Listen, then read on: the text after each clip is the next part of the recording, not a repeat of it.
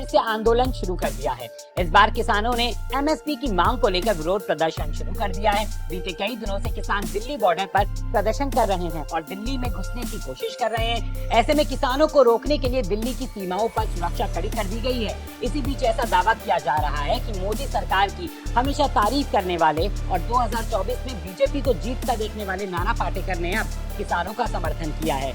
वो किसान जो पीएम मोदी के फैसले का विरोध कर रहे हैं।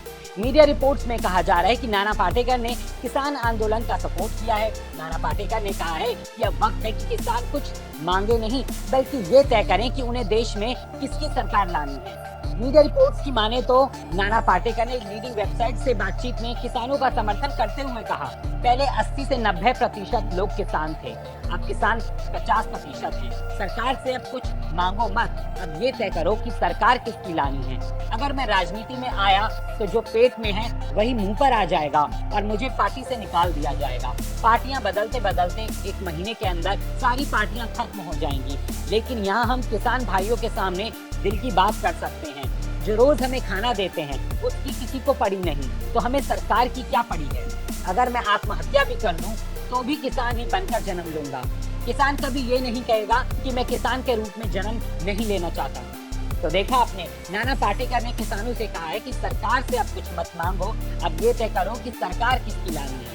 नाना पाटेकर का ये बयान ऐसे टाइम पर आया है जब किसान सरकार के खिलाफ आंदोलन कर रहे हैं। वहीं दूसरी तरफ जल्द ही देश में लोकसभा चुनाव होने वाले हैं। ऐसे में नाना पाटेकर के इस बयान ने खलबली मचा दी है। बता दें कि कुछ महीनों पहले पीएम मोदी को समर्थन देते हुए एक्टर ने कहा था कि देश के पास बीजेपी के अलावा कोई विकल्प नहीं है और नरेंद्र मोदी एक बार फिर प्रधानमंत्री की कुर्सी पर बैठेंगे। दरअसल एक लीडिंग वेबसाइट को दिए इंटरव्यू में नाना पाटेकर से पूछा गया आने वाले लोकसभा चुनाव पर उनकी क्या राय है। इस पर एक्टर ने कहा था, देख लेना कितने बड़े तरीके से बीजेपी आ जाएगी, हमारे पास कोई विकल्प नहीं है और बेहतरीन काम हो रहा है।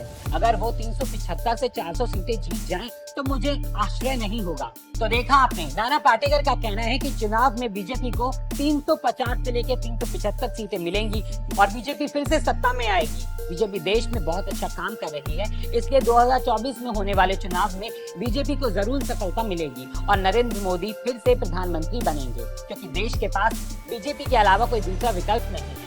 कभी पीएम मोदी की तारीफ करने वाले नाना पाटेकर जिस तरह से अब किसान आंदोलन का सपोर्ट कर रहे हैं और उन्हें कह रहे हैं कि अब वक्त है किसान कुछ मांगे नहीं बल्कि तय करें कि उन्हें देश में किसकी सरकार चाहिए, ये काफी हैरान करने वाला है। बता दें कि किसानों के आंदोलन को लेकर यूपी, हरियाणा और दिल्ली पुलिस अलर्ट पर है। किसानों को रोकने के लिए सिंधु और गाजीपुर सहित सारी सीमाओं को सील कर दिया गया है। किसानों को दिल्ली के अंदर प्रवेश करने से रोकने के लिए सीमाओं पर सुरक्षा बल द्वारा गड्ढे भी खोदे जा रहे हैं। ड्रोन से प्रदर्शनकारी किसानों पर आंसू गैस के गोले भी छोड़े जा रहे हैं। बताते चले कि कुछ साल पहले भी किसानों ने मोदी सरकार द्वारा लगाए गए कृषि कानूनों का विरोध किया था।